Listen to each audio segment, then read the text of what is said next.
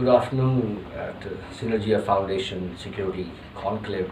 We have with us former Foreign Secretary of India, Mr. Krishnan Srinivasan. He has seen those era of foreign affairs when India was reaching out to the country far across. We will talk about the changed situation. Geopolitics is changing fast each and every day. So introduction, he will reveal how it's shaping up. How does he see the situation changing now and geopolitical situation and the crisis will see the worldwide. So my first question to you, of course, your 90s, our foreign policies, coming back to now, fast forward, 2019, how much shift you see in our foreign policies? Please talk about Well, in the 90s, we had basically the problem of not only China as a big and very fast growing neighbor, because the strong period of Chinese growth was between, let us say, 1990 and 2015. Yes. And that was just when they were starting very serious reforms and moving ahead very quickly. We had that in the beginning of the 1990s. You probably remember that we had this very difficult financial situation which more or less forced, I would say, Mr. Narasimha Rao and Mr. Manmohan Singh to move to a certain degree of economic reforms. The big challenges then were, of course, the collapse of the Soviet Union, Yes. which took place around that time, 1989, 1990, and our adjustment to the new Russia and the various republics that came from the former Soviet Union. So much of our trade was linked to the bilateral trade agreement with Russia that we had to recalibrate the whole Yes. external trade Yes. profile. And frankly, very few of our exporters who had enjoyed benefits Yes. from this bilateral Yes. trade were able to sustain that market Yes. afterwards in a more competitive Yes. society. Of course, one should blame them for not developing that Yes. market sufficiently, but there it is. Then the great necessity of a new relationship with USA, because it became a much more unipolar world after the collapse of the Soviet Union, and it was very important to have good relations with the USA in order to keep our economic reforms sustainable. So we were very dependent on US technology, US interest in our reform program, and US investment in Indian business. To that extent, it became, I think, quite successful. Yes. I think that by 1995-96, the United States became convinced that the economic reforms Yes. in India would change the Indian economy and there would be great opportunities for American business. Allied with that was an interesting development in the early 1990s, which was a relationship with Israel. Yes. This had, of course, which was a consequence in a way of the new relationship with USA, Yes. because the US-Israel-India relationship was much more strong than just the bilateral Yes. US-India relationship, because as we all know, the Israeli stroke Jewish influence in American policy is extremely strong, was very strong then and continues to be very strong now. So you had Israel and the opening up with diplomatic relations with Israel, and consequently a lot of defense technology and equipment that came from Israel subsequently, which helped us to some extent to bridge the gap which had been caused by the absence of Russian military hardware to India at that time. Of course, again, now you find that the Israelis have a pretty strong position Yes. in Indian arms equipment. The United States has a much stronger Yes. position now than they ever had before, whereas the Russian equipment still continues to be delivered in certain areas. So you asked me what were the big challenges of the 1990s. These were the big challenges. Mr. Krishnan, I also understand our outreach to the world, as far as the foreign policy is concerned during your time, was more or less non-alignment, basically. But in all reality, I want to understand you. Were we not aligned to somebody, say Russia, for all the practical purposes? So then how would we define ourselves as a non-aligned country? Well, of course, that's fairly old history now, because the non-aligned movement is not, it does not play a very large part in our foreign policy anymore. And I would say this comes from more or less 1990 again. The Yugoslavs had tremendous trouble. Yes. Internally. The then Yugoslavia split into Yes. several republics and independent countries, and the then USSR's collapse also led to a situation where the non-aligned tilt towards the then Soviet Union, which you correctly mentioned, then was a thing of the past, because the new Russia was not interested in the non-aligned movement at all. Yugoslavia had, as I said, collapsed into several republics, and the other leading members of the non-aligned movement all had difficulties of various kinds, Yes. whether it was Cuba, Venezuela, or the North African countries, or the countries east of India, like Indonesia, who showed very little interest Yes. in non-alignment. So under Mr. Narasimha Rao, there was an attempt at that time to make the non-aligned movement more an economically oriented movement. Actually, it is neither political nor economic at the moment. I think its role in Indian foreign policy is diminished almost to vanishing point. Sir, now more we go further, the foreign policy, of course, it has been a way out to the economic cooperation, but these days it has become the cynosure, the key agenda of foreign policy. Do you think the economic takes a whole precedence in terms of reaching out in all your diplomatic outreach to the country? That is how the foreign policy of India is now being conducted, and also the worldwide is a changing shift. Well, I think you're right that I think economics now plays a much larger part in every country's foreign policy than ours alone, and I think that's perfectly correct. And I think there are good reasons for this, of course, that now the world is not in that kind of competitive two-block stage. Yes. So it's much less ideological than before. It's much more important how fast a country develops and Yes. To what extent it's able, in our case, to lift people out of poverty. Yes. And if we look across our border to our biggest neighbor, which is China, Yes. it's an example of China having placed economics first for 15 years and made enormous progress Yes. as a result, with the end result that they are now a leading country in the world. Yes.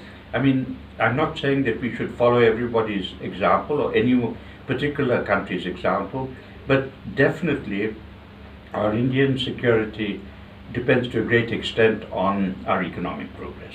The two cannot be separated. And political influence also depends on economic progress.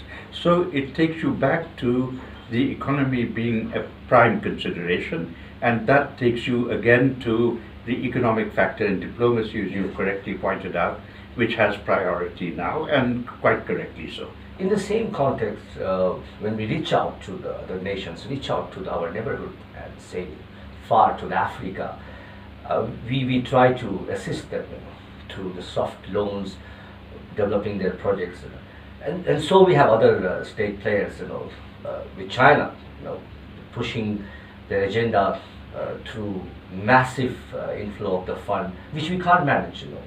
Then how would we navigate in the world stage while we don't have that much resources and capital to infuse in the worldwide?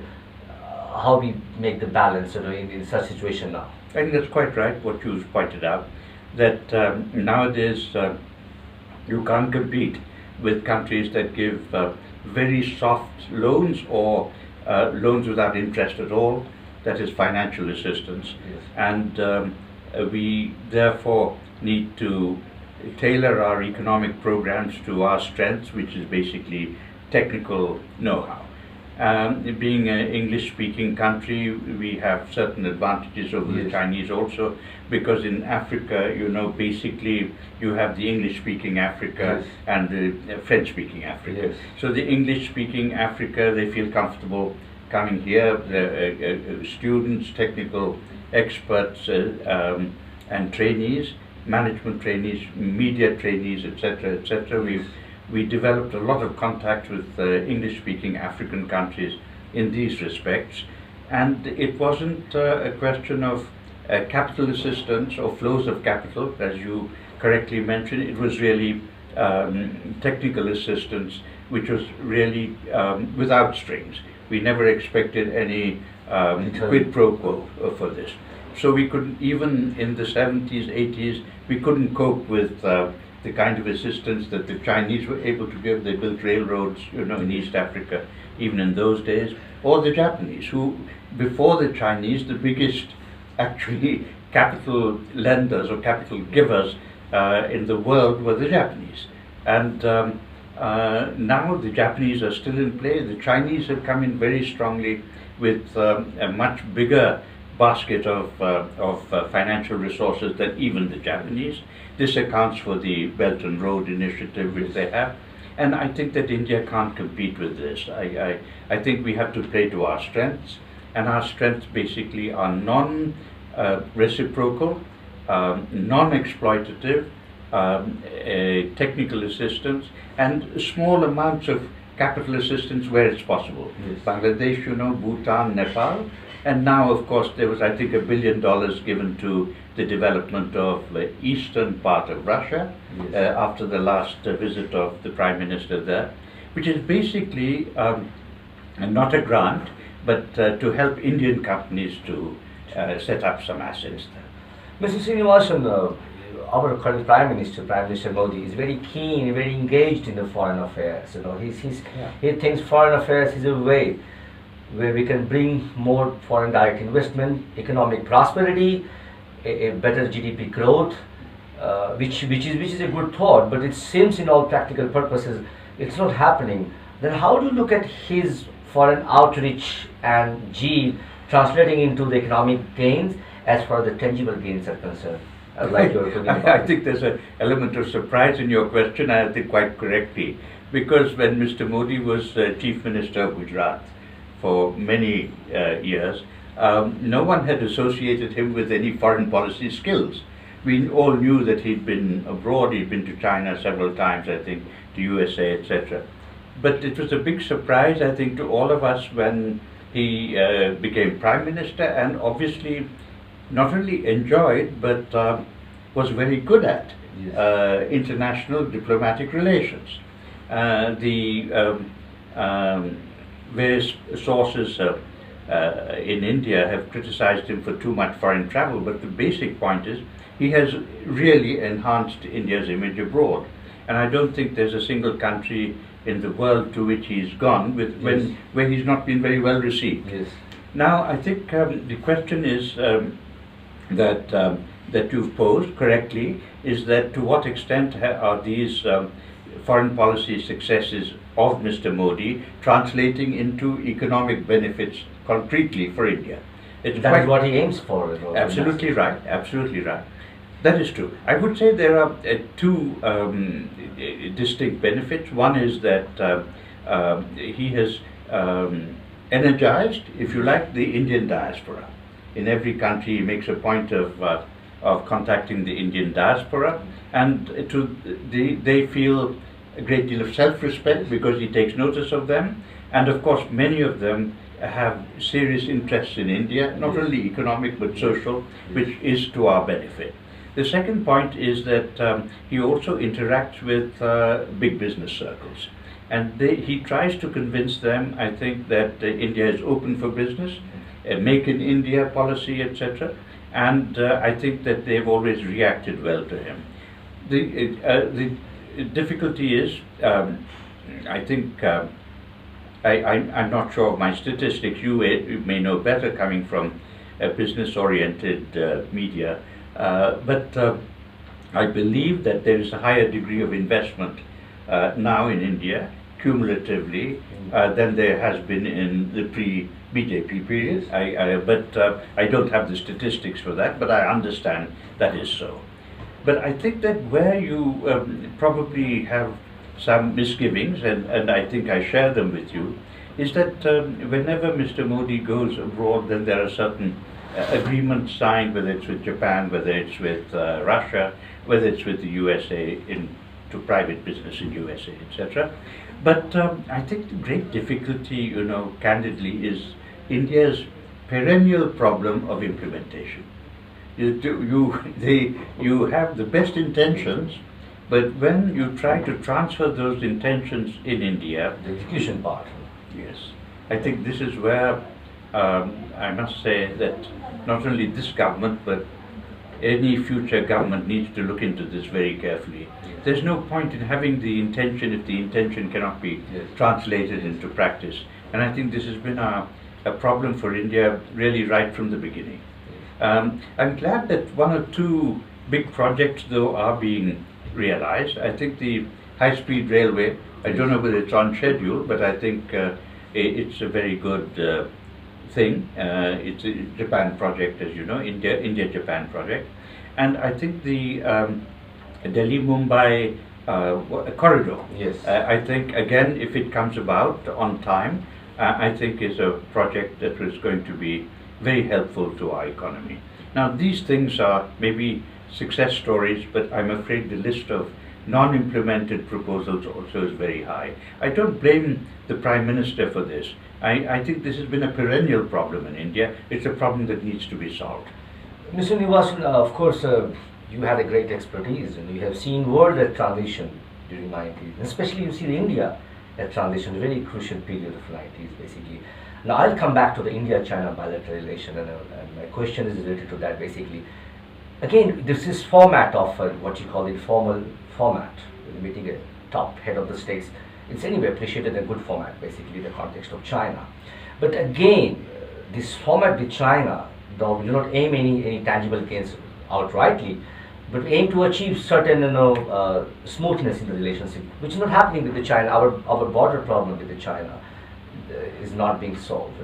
Where crisis keeps happening with the China across the LSE in Ladakh. Last year, Doklam is a sheer example of that.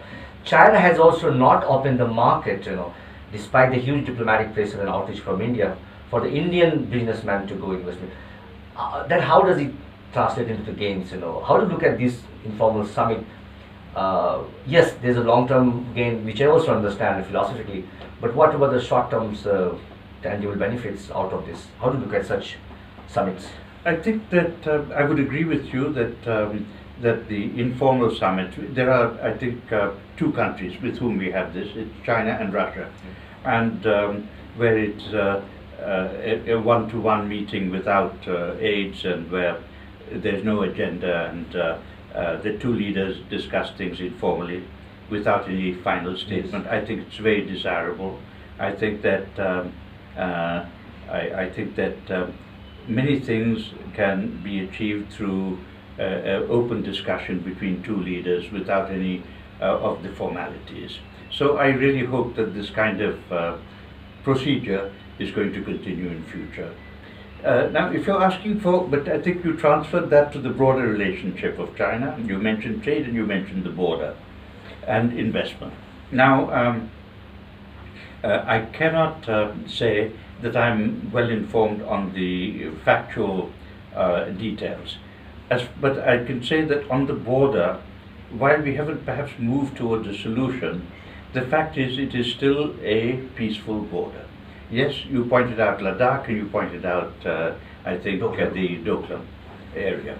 But I would say to that, that despite the passage of time since 1962 and the Indo-China War, there hasn't really been, they say that not a shot has been fired across the border. Now that itself, I think, is a sign of a certain degree of success in the two relationships, keeping this thing under management. And I think it's important to keep it under management until a solution is arrived at one day.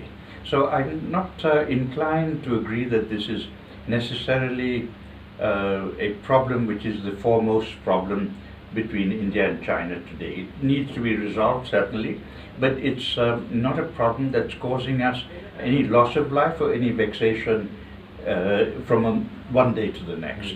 Now you speak of trade. Yes, we have a deficit trade balance with China. I think probably one of the biggest that we have with any country. Close to $57 billion. That's right. But you know, I think that every country shouldn't view its trade with any other individual country in terms of plus or minus. I think that every country should regard its trade as an overall global balance, whether it's profit or loss. Now, the overall balance of trade in India is minus, but you can't attribute that just to one or two countries.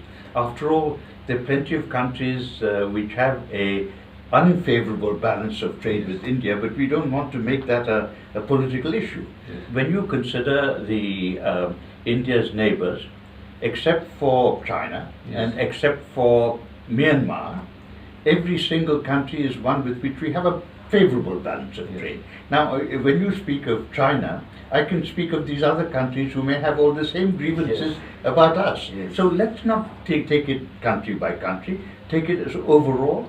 And somebody mentioned in the conference today that it's very important that we should be an export country, because no country can be successful unless it is an export-oriented country. Perfectly right. And I think that we should regard the overall export-import balance as being the more important one. I think that if you take it country by country, you're falling into the, if I may dare say so, the Mr. Trump USA attitude of trying to settle every trade deficit with every country, with sanctions, with protectionist policies. I don't think that's the way to go. Now you mentioned investment, and you say that the China market is restrictive as far as A, Indian exports are concerned, and B, Indian investment is concerned. Or accessibility to China market. Again, I stand to be corrected on this, but it is correct that there are certain Indian goods, like pharmaceuticals, which have difficulties to access the Chinese market for various reasons. And there could be some technical reasons, there could be some other reasons also, but that is true. But then, I would say that they would say, the Chinese would say, that they are not allowed to invest in many areas in India because of political security, whatever reasons you want to take. So I think, sometimes the boot is on the other foot also. So one has to look at this in a reasonably cold-blooded way, if I can put it that way. Mr. Srinivasan, of course, as a former Foreign Secretary, you understand this neighborhood first concept much better, this importance of focusing on our neighbors. How do you look at our outreach to neighborhood country? Let's say, for example, of Nepal. Our intensity of engagement with Nepal, what used to be, do you see a shift in terms of our engagement with Nepal, in terms of the Indo-Nepal bilateral relations? Say the one microcosm of, we take a neighborhood first policy, is it because of the Chinese intensity we can't match? I think that the Nepal question is always, I think it's quite right that you put your finger on perhaps the most complicated relationship that we have with any of our neighbors, other than Pakistan, of course. The Nepal relationship is a very curious one because we have what is pretty well an open border. And we also, Nepal being a landlocked country, we have allowed Nepal access overland to Indian ports for imports and exports. Now, these kind of situations can always lead to stress and tension, because if they have difficulties, if some port is on strike, if some port is on kind of go slow, they have reasons to complain, because their trade links with the outside world go through India. So I can understand them trying to develop an option of opening relationship on a closer level with China, which is their northern border. At the same time, Nepal has a unique relationship with India because this open border also provides for national treatment of Nepalese in India. I don't know whether but I need to explain that formula. It means that Nepalese can take any job in India. Yes. There are 10 million Nepalese in India, by the way. In the same way as an Indian can. So in Nepalese, except in a few areas, it can take your job or my present job at any point of time, because they are entitled to, according to the treaty that we have with Nepal. So the relationship is a very, very complex and deep one. They don't have this facility with any other country. So it's the closest of relationships, with the closeness of the relationship, which can lead to family tensions and problems. I think that we've had our difficulties. We had our difficulties with the monarchy. We had our difficulties with the communists, and we have certain difficulties today with the present government there. But certain things have continued on a uniformly good basis. One is the culture, religious, linguistic, ethnic relationship continues to be fine. We have a very healthy trade relationship with Nepal. Whatever the complaints may be about oil, etc., from time to time, energy and so on. And I think we have several development projects in Nepal, which are, it used to be certainly our leading aid receiving country for Indian aid. I don't know whether Bangladesh has now taken that place, but it used to be for many long years the number one aid receiving country. And I think that relationship is bound to have some ups and downs. I would not say the relationship is very bad at the moment. I would say it's healthy. Thank you very much, Mr. Srinivasan. It's a pleasure talking with you. It's a pleasure talking As to you. a former Foreign Affairs Secretary of India, he's a deaf man. He has seen the world in transition in India. He spoke about the global situation, the shift in the foreign policy, and the challenges. Thank you very much, sir. Thank you.